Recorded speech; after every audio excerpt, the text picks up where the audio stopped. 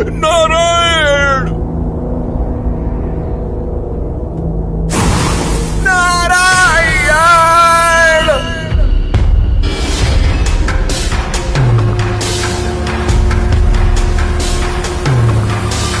ठहरो।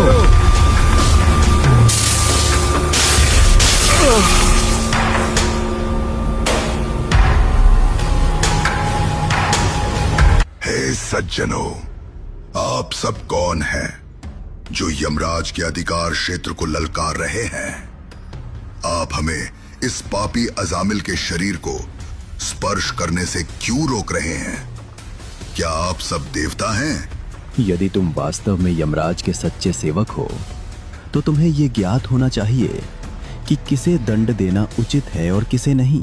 कृपया हमें विस्तार पूर्वक समझाइए कि धर्म क्या है तथा अधर्म क्या है। हमने यमराज से ये सुना है कि वेदों में जो कुछ विधिवत निर्दिष्ट है वही धर्म है, और जो उसके विपरीत है वही अधर्म कहलाता है। सूर्य, अग्नि, आकाश, वायु, देवता, चंद्रमा, दिन और रात्रि, दिशाएं, जल, पृथ्वी तथा परमात्मा, ये सब प्रत्येक जीव के कर्मों के साक्षी हैं। जो लोग अपने नियत कर्तव्यों से हट जाते हैं वे अपराधी माने जाते हैं और अपने पाप कर्मों के अनुसार दंड के योग्य होते हैं। जीव अपने ही कर्मों के जाल में फंस जाता है। जैसे रेशम का कीड़ा अपनी ही लार से कोकून बनाकर उसी में बंध जाता है, वैसे ही मनुष्य अपने कर्मों से स्वयं बंध जाता है, मोह में पड़ा रहता है और बार बार जन्म और मृत्यु को प्राप्त होता है।